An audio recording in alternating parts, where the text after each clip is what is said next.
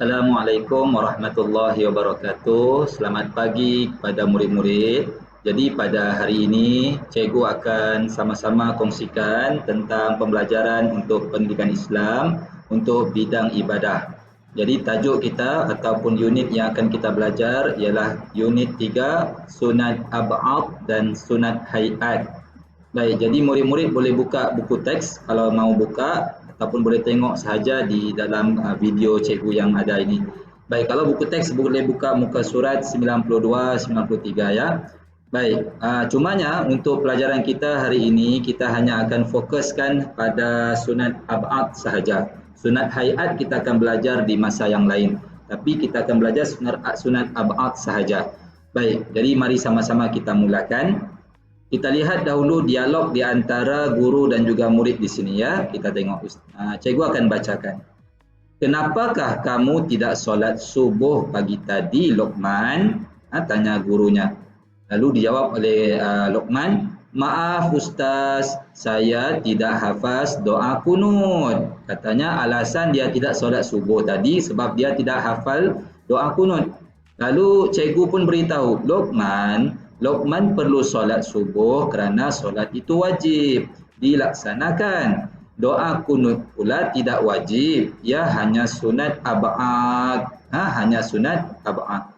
Jadi di sini kita boleh tahu bahawa amalan atau perbuatan sunat ab'ad adalah perkara yang sunat sahaja, dia tidak wajib. Jadi kalau kita tinggalkan atau kita lupa, maka ia tidak menjejaskan solat. Solat kita masih lagi sah. Mari kita tengok di halaman sebelah ini.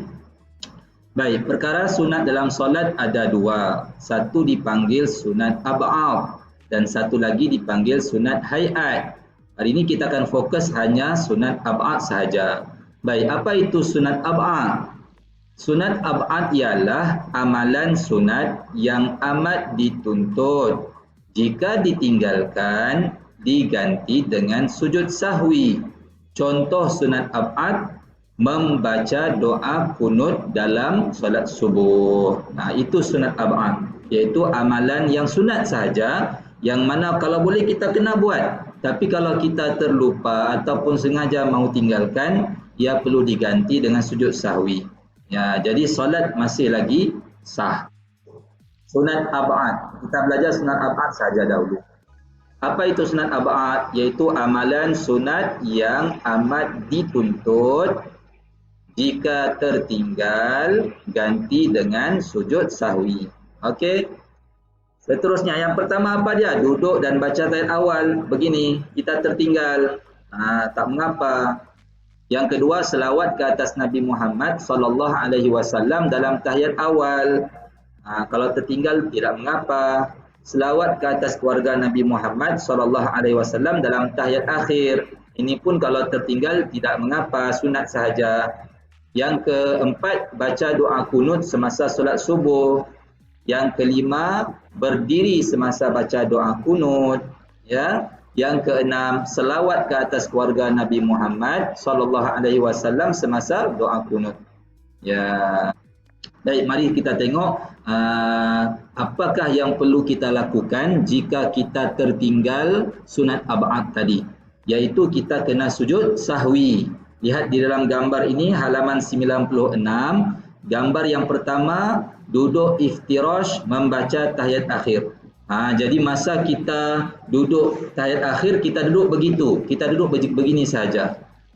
Okay, kita duduk begini saja. Kita baca tahiyat akhir macam biasa. Kemudian habis tahiyat akhir patutnya kita bagi salam. Tapi disebabkan kita nak sujud sahwi, jadi kita perlu sujud dahulu. Ya, kita sujud dan sujud kita waktu itu kita baca ini. Nanti kita akan kongsikan dalam video ya apa bacaannya. Kemudian selepas kita sujud, kita bangun dan duduk di antara dua sujud, diam saja. Bangun sebentar sahaja, kemudian kita duduk, kemudian kita sujud semula untuk yang kedua dan baca dengan bacaan yang sama.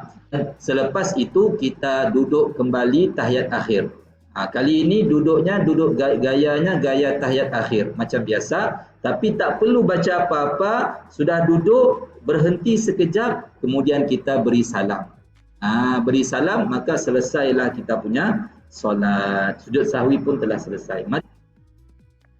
Okay, kita kena waktu kita duduk sebelum duduk yang terakhir, semasa tayat akhir kita duduk begini. Okay, kita habis baca tayat akhir, kemudian kita sujud. Kita sujud, dan sujud itu kita baca apa? Lihat di sini.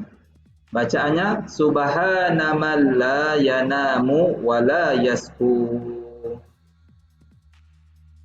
Kemudian kita duduk antara dua sujud macam biasa. Kemudian kita terus sujud lagi sekali untuk yang kedua dan baca subhana man la yanamu wa la yashu.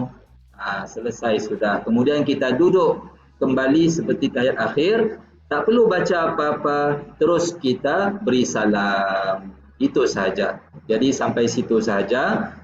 Kita akan sama-sama buat latihan yang cikgu akan bagi nanti ya. Okey, kita jumpa lagi nanti. Assalamualaikum warahmatullahi wabarakatuh.